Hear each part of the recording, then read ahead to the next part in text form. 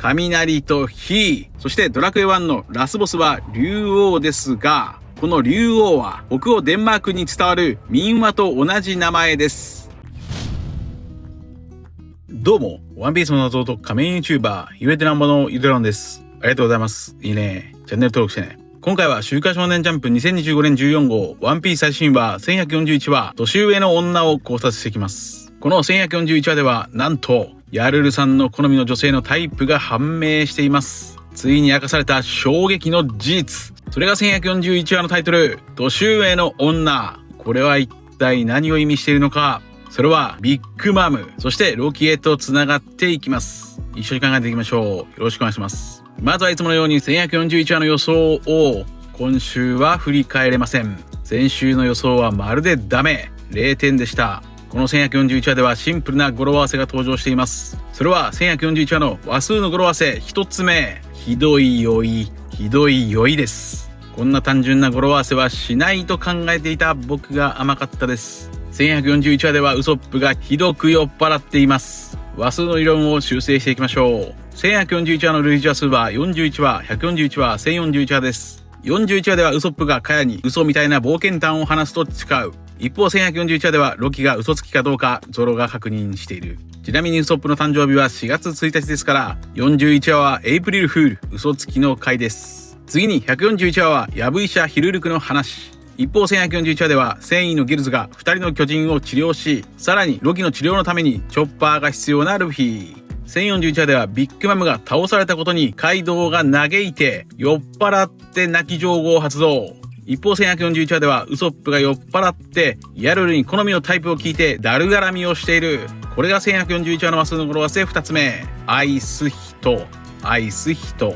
語呂合わせでは1話あ、4話スと読むそうです。これはもちろんヤルルの女性のタイプだけではなく、ゲルズに恋するロードやサンジにもかかる語呂合わせです。さらに1041話で倒されたビッグマムはカイドウのことを弟のように思っていましたが、1141話の扉絵では逆に殴られてる弟ページ版を見て姉のウルティが怒りで泣いています。弟のページ版を愛す人ウルティ。また1041話は火に包まれた鬼ヶ島。一方1141話は火に包まれた村ハウゲン。以上が話数の理論一つなぎです。それでは本編の流れを考察していきましょう。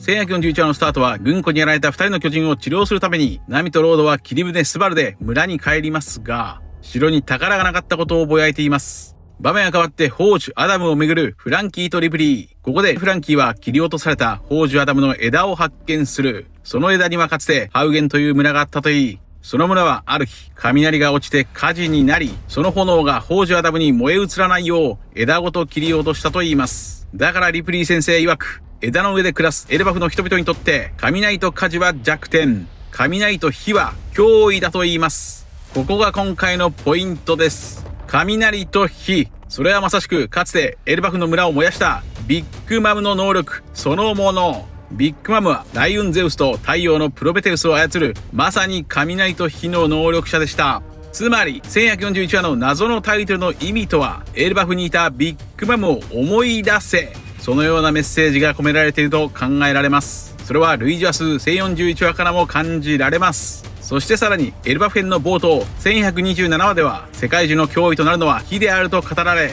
その後ナミの雷雲ゼウスが活躍していました。やはり雷と火はエルバフの脅威です。さらに1141話から1149話の類似話数となる1041話から1049話の鬼ヶ島編では雷と火の技が飛び交っています。雷技蓬莱八景を放つカイドウ、雷技ゴムゴムの雷を放つニカルフィ、炎技火炎太鼓を放つカイドウ、炎をまとったバジュラングガンを放つニカルフィ。雷と火、そうニカ、カイドウ、ビッグマムの3人は雷と火を操れる。これらとリンクするのがおそらくロキか。話を続けましょう。村に戻ったナミは酔っ払ったウソップと合流。ひどい酔い方をしているウソップはヤルルに絡んで女性のタイプを聞きます。ヤルルのタイプは自分よりも年上の女性。408歳のヤルルよりも年上の女性がこの世に存在するというのか。800歳のイム様はおそらく男性ですから、もしも存在するならそれはエルバフの展開にいるのか、その人物はもしかするとモサコウと関係しているのか。場面は変わってロードとゲルズ。ゲルズは2人の巨人の治療をしつつ、ロードの謎の行動を詮索中。ロードはここで様々なことを思考しています。これが1141話の話数の語呂合わせ3つ目。人々推理。推理とは考えの道筋をたどり、まだ分かっていないことを思考すること。この語呂合わせはロキを解放するかどうか悩んでいるルフィとゾロにもかかる語呂合わせです。僕の今回の語呂合わせ予想は0点でしたが、いつもコメント欄で語呂合わせ予想をしている白うさぎさんはかなりの角度で今回のキーワードを的中させていました。すごいです。とにかくロードは様々なことに気を使っていますが、怒っているゲルズの表情にハートマーク。これも語呂合わせ、ゲルズを愛す人ロード。しかし結局ロードは殴られて秘密を全部喋ってしまいます。殴られたロードはそれをご褒美だという。これが1141話の話数の語呂合わせ4つ目。いい褒美。場面が変わってルフィとゾロがロキの解放について口論中。瀕死のロキを見たゾロは嘘をついてるかどうか確かめるためにロキの傷口を蹴り飛ばすと、ロキはとんでもない雄たけびを上げる。そんな口論中のルフィとゾロの元にハイルディンたちとサンジが上空から船で落下してきます。これをルフィはゴムゴムの風船でバフッと包み込んで受け止めて助けました。これが1141話の話数の語呂合わせ5つ目。いい放棄とは包み込むことです。ハイルディンたちはロキを解放するなと言いますが、時すでに遅し。足かせを一つ残してロキは6年ぶりに立ち上がりました。その姿は巨人族の中でもさらに巨大とは感動である。立ち上がったロキはすかさず巨大なハンマーラグニールを手にする。これはおそらく残り一つの足かせを破壊するためでしょう。海楼石の城といえど足だけならまだ力は出ます。ロキのハンマーの名前については北欧神話の伝説の武器ミョールニール、別名粉砕するものだろうと予想していましたが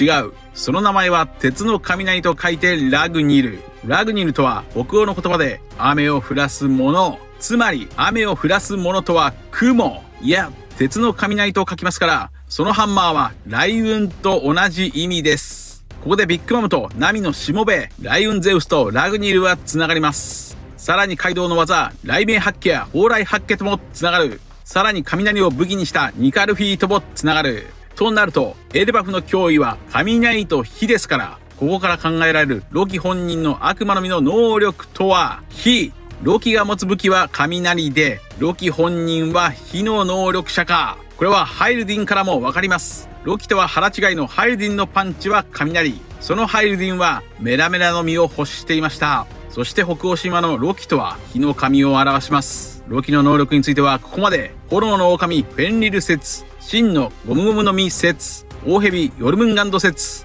原発原子力の能力説、悪魔バフォメット説など様々な可能性を考えてきましたが、ロキの能力がもしも炎、火ならば結局一番最初に考えた炎の狼フェンリル説の可能性が一番近いのか。確かにロキが狼ならば狼とのダジャレも合致し、扉絵の白い狼ヤマトともつながる。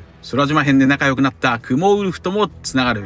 さらには北欧で狂戦士と呼ばれた狼の毛皮をかぶったベルセルクともつながる。そして北欧神話フェンリルの逸話にもつながります。フェンリルは神々が作った魔法の足かせグレイプニルで拘束されていましたが、世界の終わりラグナロクが近づくとその足かせを切って神々に戦いを挑んだと言います。これらのことからロキイコールフェンリル説、こちらが最も確率が高そうですが、しかし前回の動画では新天ハーレに描かれた太陽を手に持つ悪魔のような怪物をロキは太陽の神だと認識したのだろうと考えました。もしもそうであればこの絵は狼には見えない。するとロキの能力は前回の動画で考えた悪魔バフォメットなのか、その可能性もなくはないですが、もう少し考えましょう。立ち上がったロキは新天ハーレに描かれたニカと共に怪物と戦う巨人の絵にもそっくりです。この落書きはいわば予言、大昔に誰かが見た先取りビジョン、その落書きでしょう。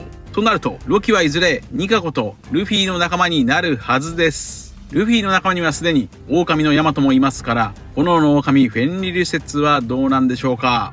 もっと別の視点から考えてみましょう。小田先生は自分が好きなものを漫画に取り入れると公言しています。例えば小田先生が好きなロボットアニメイデオンは麦わら大船団に加入したイデオのモチーフとなっています。このことから小田先生は自分が好きなものをルフィたちの仲間にすると考えられます。そのように考えていくと、小田先生が好きなものとは何か、それはおそらく火を吹くドラゴン。ロキの能力はもしかするとドラゴンなのかもしれません。ドラゴンは西洋で悪魔と同一視されていますから、先週考えたエルバフ編に見られる悪魔というキーワードにも合致しています。そして3年前、こちらの動画ではエルバフ編は北欧神話がモチーフであり、そこから同じ北欧神話のつながりによってエルバフ編とはドラゴンクエストの要素があると考えました。なぜならドラゴンクエストは小田先生が最も遊んだゲームだというからです。そしてエルバフ編1128話のタイトルが RPG。さらにエルバフの街並みが完全にドラクエ。またドラクエ1に登場した虹の橋を想起させる虹の橋も登場。さらにはドラクエ名物であるパフパフならぬバフバフの擬音がすでに4回も登場しています。ドラクエの移動呪文ルーラーをイメージさせるアビスも登場しましたし、さらにロキの鍵があった地下への階段トリックはドラクエ1の竜王の城の仕掛けと同じでした。そして何よりドラクエ1のお姫様ローラ姫はドラゴンに誘拐されていたのですが、ロキイコールドラゴンならばロキは確かにローラ姫に求婚していました。このようにエルバフ編は明らかにドラクエの要素が使われています。そしてドラクエ1のラスボスは竜王ですが、この竜王は北欧デンマークに伝わる民話と同じ名前です。その民話は竜王、別名リンドブルムというお話です。この竜王というタイトルの民話はロキの物語と同じキーワードが散見されます。竜王リンドブルムのあらすじは、子宝に恵まれない王妃が魔女の助言を得て双子を授かる。しかし王妃は魔女の忠告を守らなかったために、双子の王子のうち一方が呪われてしまい、リンドブルム、竜として生まれてきてしまいます。やがてその竜の王子は成長すると花嫁を探し出しますが、数多くの娘に振られてしまう。しかしやがて美しい羊飼いの娘が現れ、竜の王子と知恵比べを始めて娘が勝つと、呪われた竜の王子は美しい人間の王子に変身して、その後娘と王子は結婚して幸せに暮らしました。これが北欧デンマークの民話竜王リンドブルムです。この話はやがて美女と野獣の元ネタともなっています。この北欧の民話こそがロキのモチーフかもしれません。ロキイコール呪われた竜の王子ドラゴンの可能性です。さらに世界中の根っこにはニーズヘックというヘビまたはドラゴンがいます。ニーズヘックの意味は怒りに燃えてうずくまるもの。これは現在のロキの状況に合致しています。ロキイコールドラゴンなのか。小田先生は昔からドラゴンの絵を描いている無類のドラゴン好きです。故にルフィの仲間にドラゴンがいてもおかしくはない。そんなロキイコールドラゴンのさらなる伏線があるとすれば、扉絵のヤマトではなくウルティとページワンの方か。この二人は竜々の実の恐竜だからです。また下月竜馬の子孫ゾロは今回ロキに攻撃をしていますが、ロキの悪魔の実はもしかしたら400年前に竜馬が切ったドラゴンなのかもしれません。さらにワンピースでドラゴンといえばパンクハザードのドラゴン13号。このパンクハザードではエルバフ編と同じように巨大な子供が誘拐される話でした。さらにドラゴンといえばルフィの父親革命軍ドラゴン。その名前が初めて登場したのは142話。そう、次の1142話の類似話数が142話です。1142話でロキが変身するならばドラゴンの可能性はある。まとめましょう。ロキの悪魔の実についてとにかくいろいろ考えてきましたが、最終的にはロキイコールドラゴンであると考えさせてください。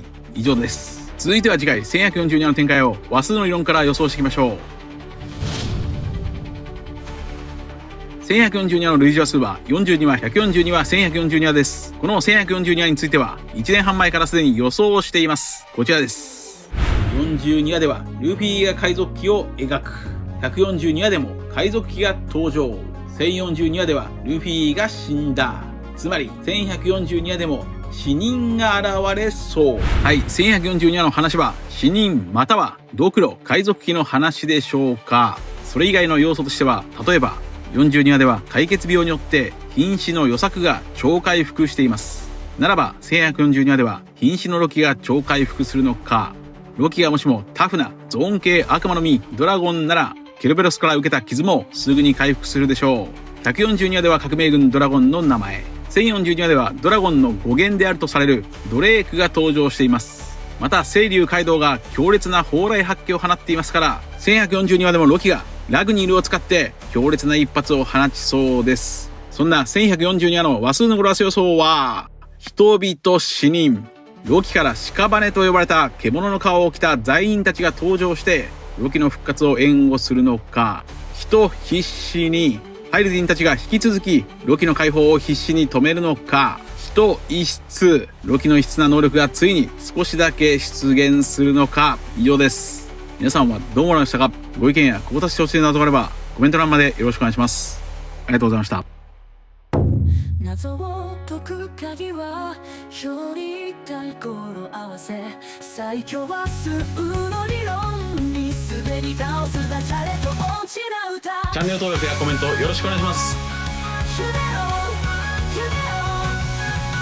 釈迦じゃないよ、釈迦より先が